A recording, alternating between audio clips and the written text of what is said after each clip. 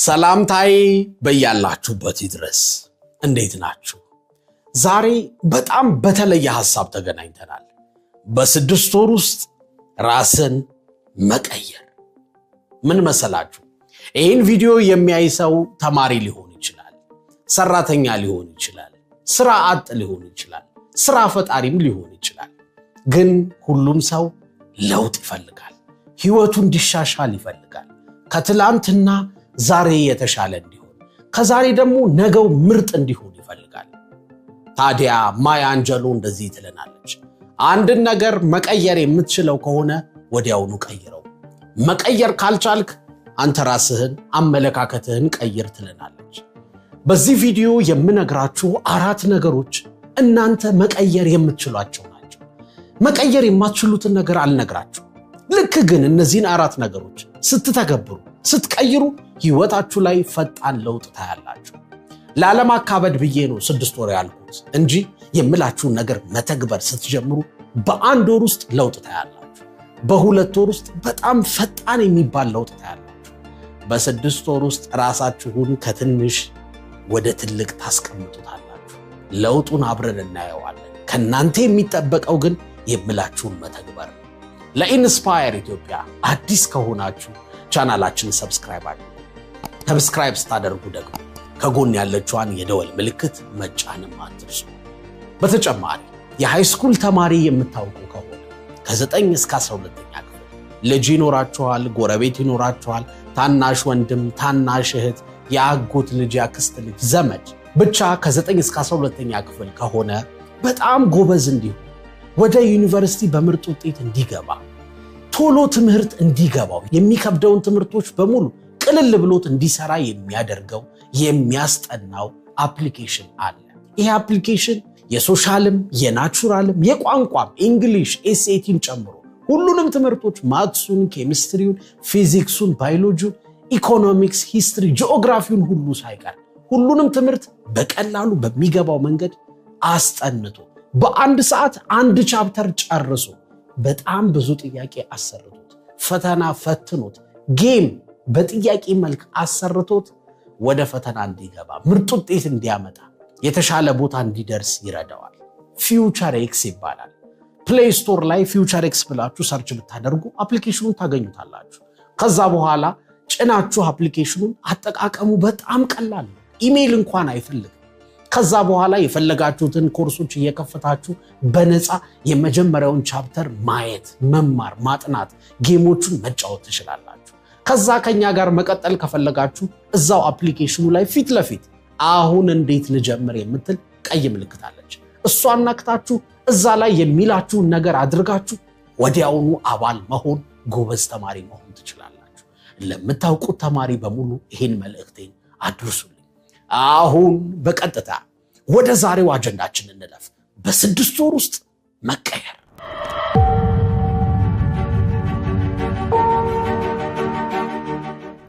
የመጀመሪያው በ6 ወር ውስጥ እንድንለወጥ እንድንቀየር የሚያደርገን ነገር ውስጣዊውን ጦርነት ማሸነፍ ነው። ምን መሰላችሁ? ሁልጊዜ በህይወት እኛን የሚጥለን የሚሰብረን፣ ተስፋ የሚያስቆርጠን፣ የጀመርነውን ነገር እንድናቆም የሚያደርገን ከባድ ሁኔታ ሲመጣ አይደለም። ሰዎች ህይወታችንን ሲያከብዱብን አይደለም። ውጫዊ ነገሮች አይደሉም። የኛን ህይወት የሚያበላሸው ውስጣዊውን ጦርነት ስንሸነፍ ነው። ውስጣዊ ጦርነት ማለት ከራሳችን ጋር የምናደርገው ንግግር፣ አስተሳሰባችን፣ ለራሳችን የምንሰጠው ቦታ ማለት ነው።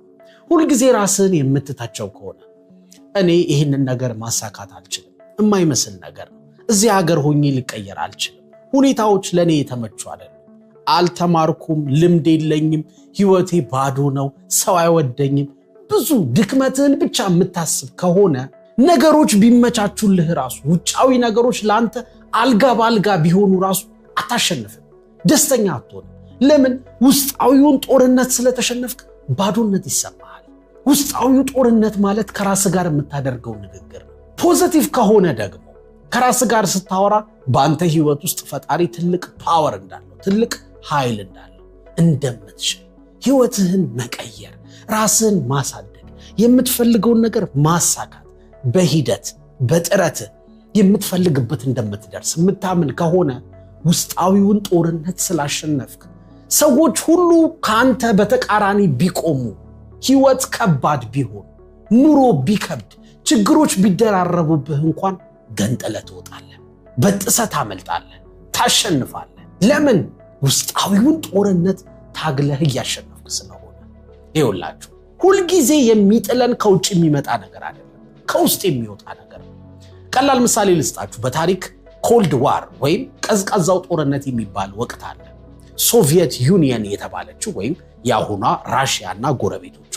የመሰረቱት ፌዴሬሽን እና አሜሪካ ያደረጉት ጦርነቱ ፊት ለፊት አይደለም የሚታኮሱት ምክንያቱም ሁለቱም የኒውክሊየር ፓወር አላቸው ስለዚህ ጦርነቱ ውስጥ ቢገቡ ሁለቱም ይጠፋፋሉ ስለዚህ የሚፎካከሩት በሌላ ነገር ነው በቴክኖሎጂ ዴቨሎፕ በሚያደርጉት በሚፈጥሩት የተለያዩ የጦር መሳሪያዎች በቢዝነስ ሊሆን ይችላል አይዲዮሎጂያቸውን ወይም ሐሳባቸውን ለሌላው በመሸጥ ሊሆን ይችላል ብዙ ደጋፊ በማፍራት ሊሆን ይችላል የሚወዳደሩት እነዚህ ሀገራት ፊት ለፊት ግን አይዋጉም ምናልባት ሌላ ሀገር ጦርነቱ ሲገቡ አንዱ ለአንዱ ሊያግዝ ይችላል ለምሳሌ ኮሪያዎቹ ሲዋጉ ከሰሜን ኮሪያ ጎን ራሺያ ልትቆም ትችላለች ከደቡብ ኮሪያ ጎን ደግሞ እና አሜሪካ ሊቆሙ ይችላሉ ራሳቸው ግን ፊት ለፊት አይታኮሱ በ1990ዎቹ መጀመሪያ ወይም በ80ዎቹ መጨረሻ ግን አንድ ነገር ተፈጠረ ሶቪየት ዩኒየን ወደቀች ከፉክክሩ ወጣች ተሰበረች አሜሪካ ጠንካራ ሆና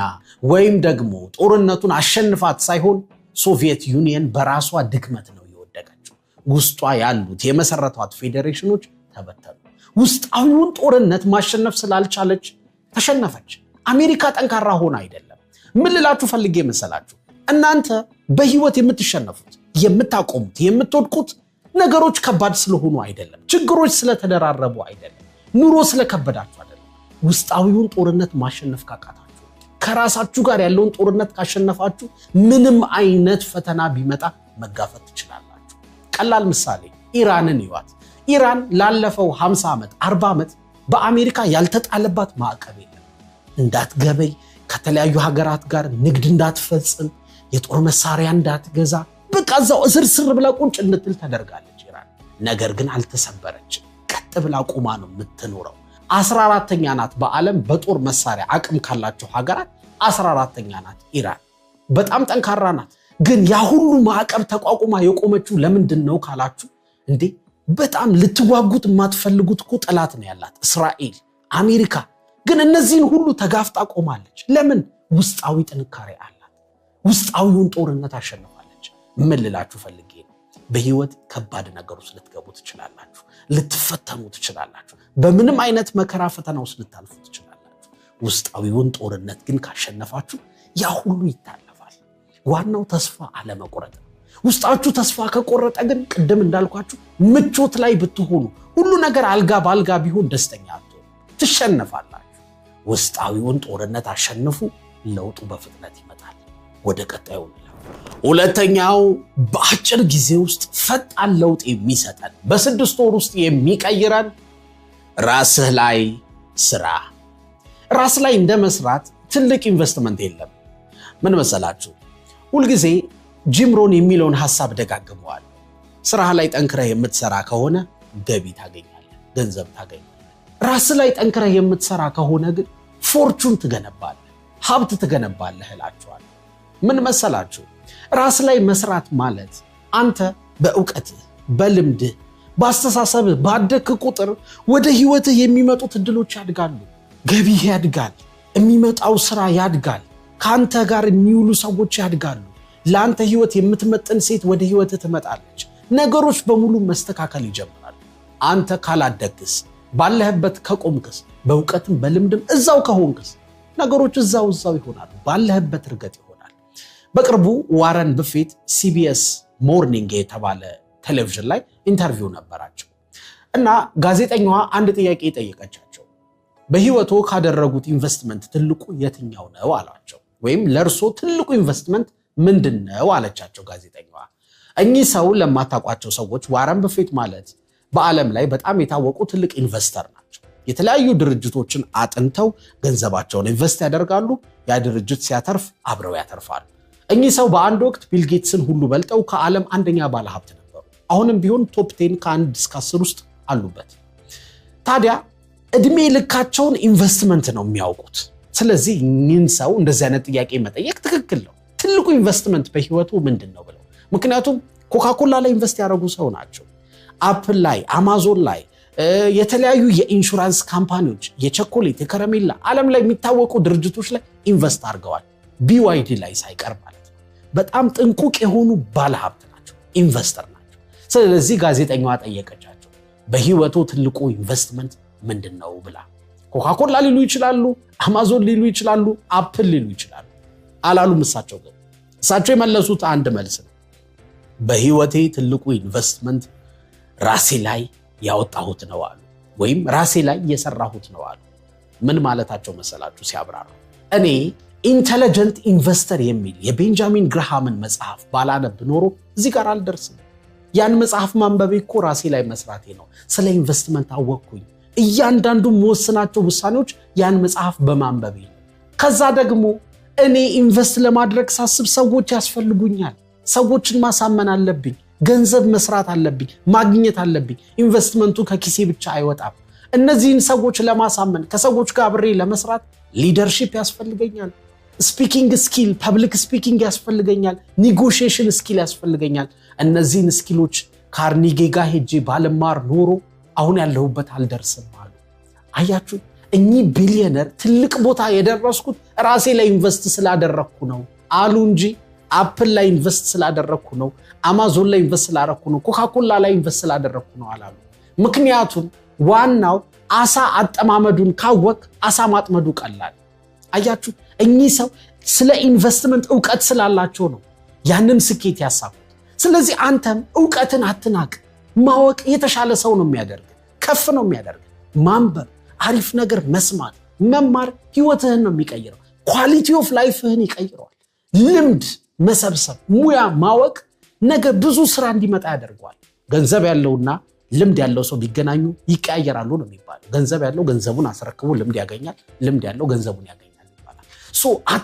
ራስህን መስራት ተለማመድ። ጊዜህን አታባክን። ምን ላይ ነው ጊዜህን የምታጠፋው? በቃ በየቀኑ ከትላንት የተሻለ ሰው ስለመሆን አስብ። ምን መሰላችሁ? ለገንዘብ ብቻ አይደለም፣ ለስራ ብቻ እኮ አይደለም ራስ ላይ የምትሰራው። ስለ ሪሌሽንሺፕ ከሰዎች ጋር ስላለ ግንኙነት መጽሐፍ ልታነብ፣ ቪዲዮ ልታይ ትችላለህ። then quality of life ይቀየራል። ትዳርህ በጣም ያማረ ይሆናል። ከሰዎች ጋር ያለ ግንኙነት ቆንጆ ይሆናል። ቢዝነስ ለመስራት ብታስብ ሰዎችን ካንተ ጋር እንዲሰሩ ልታደርጋቸው ትችላለህ። አየህ፣ ስኪል በጣም ያስፈልጋል። ዕውቀት በጣም ያስፈልጋል። ስፖርት መስራት፣ ጸሎት ማድረግ፣ መዘጋጀት፣ ሁልጊዜ መዘጋጀት፣ እድሎች ሲመጡ መጠቀም እንድትችል ያደርጋል። ራስ ላይ ስራ፣ በአጭር ጊዜ ህይወትህ ይቀየራል። ወደ ቀጣዩ እንለፍ። ሶስተኛው በ6 ወር ውስጥ ለውጥ የሚሰጥ በጣም ፈጣን በሆነ መንገድ የሚቀይርህ ምክንያታዊ ሰው መሆን ነው። ምን መሰላችሁ? አብዛኛው ሰው ስሜታዊ ነው። በስሜት የሆነ ነገር ይጀምራል፣ የሆነ ነገር ያቆማል። አንዳንድ ጊዜ ትሰለቻለህ። ህይወት ለውጥ ላታይ ትችላለህ።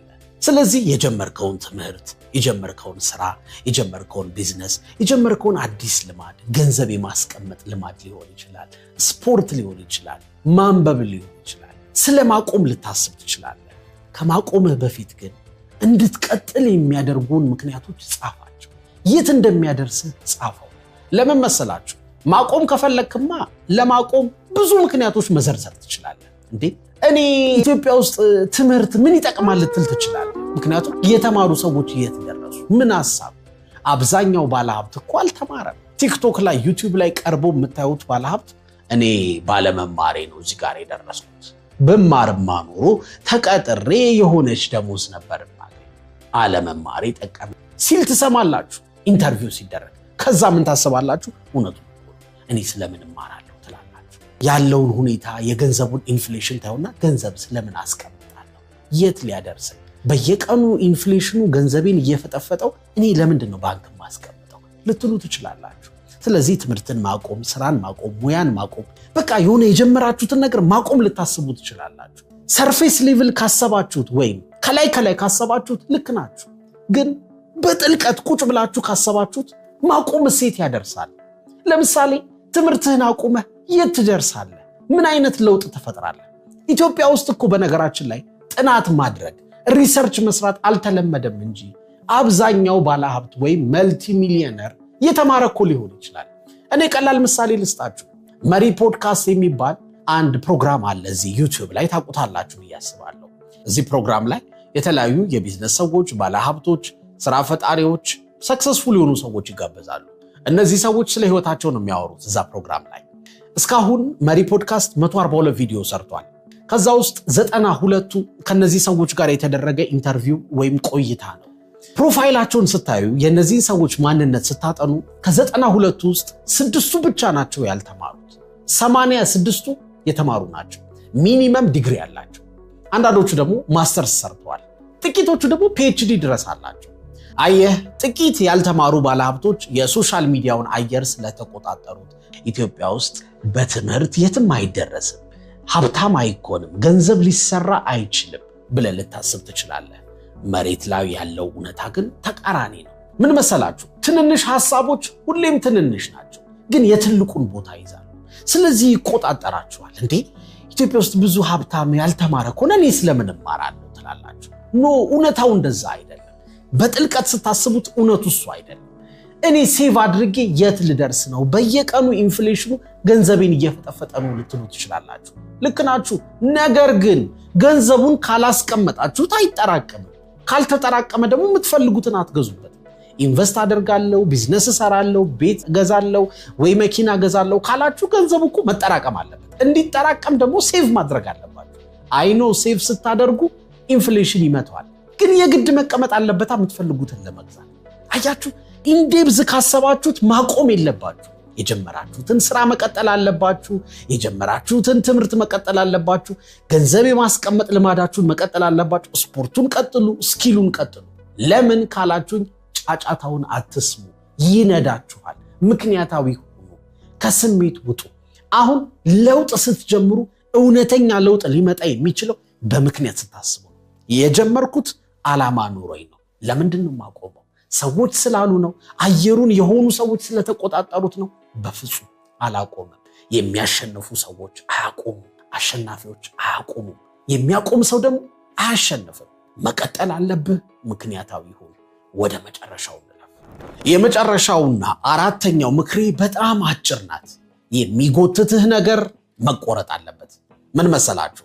ገና ስንጀምር ምን ብያችኋለሁ? ለውጥ መጀመር የምትፈልጉ ከሆነ ውስጣዊውን ጦርነት አሸነፉት ብያችኋለሁ። ውስጣዊውን ስታሸንፉ ውጭው መስተካከል ይጀምራል። ሁለተኛ ራሳችሁ ላይ ስሩ ብያችሁ ነበረ። ማንበብ ልማዱ፣ ስፖርት መስራቱ፣ ስኪል መማሩ አለ። ሶስተኛ ምክንያታዊ ሁኑ። ለምን? የጀመራችሁትን ነገር እንዳታቆሙ ማለት ነው። ልማድ ስትገነቡ ጽናት ይፈልጋል፣ ከስሜት መውጣት ይፈልጋል፣ ምክንያታዊ መሆን ይፈልጋል። አራተኛው ግን የጀመራችሁትን እንድታስቀጥሉ ከዳር እንድታደርሱት የሚጎትታችሁ ነገር በሙሉ መቆረጥ አለበት። ምን ማለት መሰላችሁ? 20 ኪሎ ግራም ተሸክሞ የሚሮጥ ሰው ባዶውን ቢሮጥ አስባችሁታል ምን ያህል እንደሚፈጥን? 20 ኪሎ የሆነ ጤፍ ብትሸከሙ ለምሳሌ በምን ያህል ፍጥነት ትሮጣላችሁ? ላትሮጡም ትችላላችሁ። ቀስ እያላችሁ ነው የምትራመዱት። ክብደቱ አላ። ባዶውንስ ቢሆን በደንብ ትፈጥናላችሁ። አያችሁ፣ በህይወት የሚጎትት ነገር ማለት ሸክም ነው። ለምሳሌ ውሏችሁን ሳትቀይሩ ህይወታችሁ ላይ ይቀየር ይችላል። በየቀኑ እየሄዳችሁ የምትሉት ውሎ ከናንተ በአስተሳሰብ የማይሻሉ ወደኋላ የሚጎትታችሁ ተስፋ እንድትቆርጡ የሚያደርጋችሁ፣ ሀገራችሁ ላይ ተስፋ እንድትቆርጡ፣ ሁኔታዎች ላይ ተስፋ እንድትቆርጡ የሚያደርጋችሁ ከሆነ የፈለገውን አይነት ጥረት ብታደርጉ፣ ራሳችሁን ለመለወጥ ብትሞክሩ እነዚህ ሰዎች ይጎትቷችኋል። በቃ 20 ኪሎ ግራም ሸክም ማለት ናቸው። ስለዚህ ከነዚህ ሰዎች መገላገል አለባችሁ፣ ነፃ መሆን አለባችሁ። ውሏችሁ መቀየር አለበት። አንዳንድ ጊዜ ልማዳችሁ ሊሆን ይችላል። መጥፎ ልማድ ኖሯችሁ ህይወታችሁን መቀየር ከባድ ነው። አዲስ ልማድ ስትጀምሩ መጥፎ ልማድ ማቆም አለባችሁ። አንድ ነገር ስትይዙ አንድ ነገር መልቀቅ አለባችሁ። ለምን? ለውጥ እንደዛ ነው። ለውጥ ሁሉንም ይዤ እንደ ድሮ እንደነበርኩት ማንነቴ ሳይለወጥ የምፈልገውን አሳካለሁ የሚባል ነገር የለም። ቅድም ብያችኋለሁ። ነገሮችን መቀየር ከቻልክ ቀይራቸው፣ ካልቻልክ ደግሞ አስተሳሰብን ቀይር ብላለች ማያ አንጀሉ። ስለዚህ አስተሳሰብህንም መቀየር ሊሆን ይችላል። አንዳንድ ጊዜ የሚጎትትህ እኔ እኮ አልችልም፣ የትም አልደርስም፣ ለገንዘብ አልሆንም፣ ለቢዝነስ አልሆንም፣ ለስራ አልሆንም፣ ሰው አይወደኝም የሚሉ የተለያዩ አመለካከቶች ይኖራሉ። እነሱን ሁሉ መቀየር ሊኖርብህ ይችላል። ምን ብያችኋል? የሚጎትታችሁን ነገር በሙሉ መቁረጥ አለባችሁ። ለምን? ለውጥ የጀመረ ሰው ነፃነት ያስፈልገዋል። በነፃነት መሮጥ አለባችሁ። ተሸክሞ የሚሮጥ ሰው ወደ ኋላ ይቀራል። ስለዚህ መሸከም ግዴታችሁ አይደለም። የሌሎችን ጸባይ ወደ ኋላ የሚጎትታችሁን ማንነት እናንተ መሸከም ግዴታችሁ አይደለም። ልማዶቻችሁን መቀየር ሊኖርባችሁ ይችላል። ልክ የሚጎትታችሁን ነገር መቁረጥ ስትጀምሩ በ10 ዓመት የምታመጡትን ለውጥ በ1 ዓመት ውስጥ ታመጡታላችሁ። ለምን? አንድ ሰው ዕቃ ተሸክሞ ሲሮጥ በጣም የሚዘገይ ከሆነ ዕቃውን ካስቀመጠው ግን ይፈጥናል አይደል? ስለዚህ የሚጎትታችሁ ነገር ሲቆረጥ በህይወት ውስጥ የምታመጡት ለውጥ በፍጥነት ይሆናል። ለምን? አስተሳሰባችሁ ንጹህ ይሆናል። ስለ ስራ፣ ስለ ህይወት ነው የምታስቡት። ውሏችሁ ከናንተ ከተሻለ ሰው ጋር ነው። ወይም ውሎ ሲባል ፊዚካሊ ብቻ አይደለም። የምታዩት የምትሰሙት ነገር የሚጎትት አይደለም። ዜና ስትሰሙ ትረበሻላችሁ። ይህች ሀገር ወዴት እየሄደች ነው? እኔ ቢዝነስ ለመስራት ይህች ሀገር አትሆነኝ፣ ውጪ ልሂድ እንዴት ትላላችሁ? ትዳከማላችሁ። መጥፎ ነገር ስታዩ፣ መጥፎ ዜና ብቻ አይደለም፣ የተለያዩ ቪዲዮዎችን ስታዩ፣ የማይጠቅሙ ነገሮች ለመሳቅ ብላችሁ ጊዜያችሁን ስታባክኑ ምናምን ኢነርጂያችሁ ዳውን ይሆናል፣ ትዳከማላችሁ። ነገር ግን እነዚህን ነገሮች ስትቆርጡ፣ የሚጠቅም ነገር ስታዩ፣ ህይወታችሁን የሚቀይር በቃ እናንተን ወደፊት የሚወስዳችሁ መልካም ነገር ስትሰሙ፣ ጸሎት ስታደርጉ፣ መንፈሳዊ ህይወት ላይ ስትበረቱ፣ የሚጠቅም ነገር ስታዩ፣ ስታነቡ ምናምን ለውጡ ይቀጣጠላል። በፍጥነት ትጓዛላችሁ። ቀላል ምሳሌ ልስጣችሁ። ወደብ ያላቸው ሀገራት በ16 ዓመት ውስጥ ያድጋሉ። ለምሳሌ ወደብ የሌለው ሀገር ግን እነዛ በ16 ዓመት የሚያድጉትን እድገት በ24 ዓመት ውስጥ ነው የሚያድገው። 24 ዓመት ይፈጅበታል። 8 ዓመት ወደኋላ ይቀራል። የእናንተ ወደባችሁ ነፃነታችሁ። በነፃነት ማሰብ፣ በነፃነት ራሳችሁን መለወጥ፣ የተሻለ ነገር መሰብሰብ አለባችሁ። ከዛስ ለውጡ ይፈጥናል። ስለዚህ እነዚህን 4 ነገሮች በተግባር ከቀየራችሁ በአጭር ጊዜ ውስጥ ፈጣን ለውጥ ታያላችሁ። እርግጠኛ ነኝ። እስከ መጨረሻው አብራችሁኝ ስለቆያችሁ፣ ስላደመጣችሁኝ፣ ስለምትከታተሉ በጣም አድርጌ አመሰግናለሁ። ቸር ሰንብቱ።